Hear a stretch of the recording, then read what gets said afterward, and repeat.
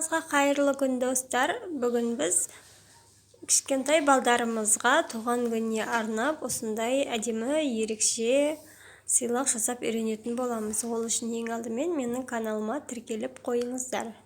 Бізге қажетті заттар осындай орташа көлемді коробка, лента, кофированный бумага, қайшы, ыстық клей және шар және өзіміздің қалауынша түрлі шоколадтар алатын боламыз. Бірінші кофированный бумагамызды толықтай ашып, коробканың айналдыра өлшеп қиып алатын боламыз. Осылай қиып аламыз және оны ыстық клейдің көмегімен екі қабаттап коробкаға жабыстыратын боламыз. Осылай коробканы айналдыра жабыстырып шығатын боламыз.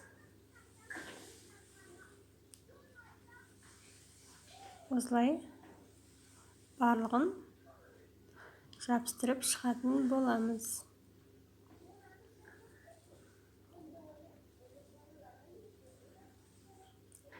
Міне, енді артық жерлерін бізде қатты ұзынша болып кеткен, соны қысқартып қиып тастайтын боламыз. Міне, осылай қиып тастадық. Енді коробкамыздың ішіне қарай ыстық клей арқылы жабыстырып тастайтын боламыз. Осындай артық қалған кофированный бумаганы наполнитель ретінде қолданатын боламыз. Осылай көлденеңінен қиып осылай шашыратып және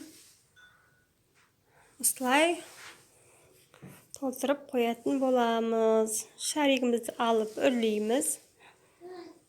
Двойной скотч болса двойной скотчпен, болмаса осылай кәдімгі скотчты бір-біріне айналдырып теріс қаратып шаригімізді коробканың осындай артық бөлігіне жабыстыратын боламыз. Міне осылай қойып алдық.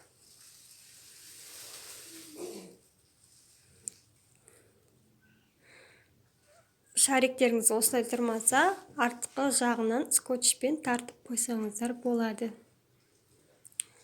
Енді ішіне сыйлықтарымызды салып бастайтын боламыз. Оларды өз қалауларыңызша орналастырсаңыздар болады. Мен осылай неше түрлі печенье, шоколад, суларды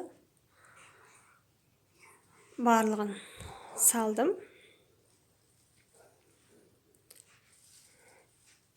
Осылай әдемі сыйлығымыз, ерекше сыйлығымыз дайын болды. Осылай сіздерде жақындарыңызды, балаларыңызды қуантсаңыздар болады. Өте ерекше әсер сыйлайды.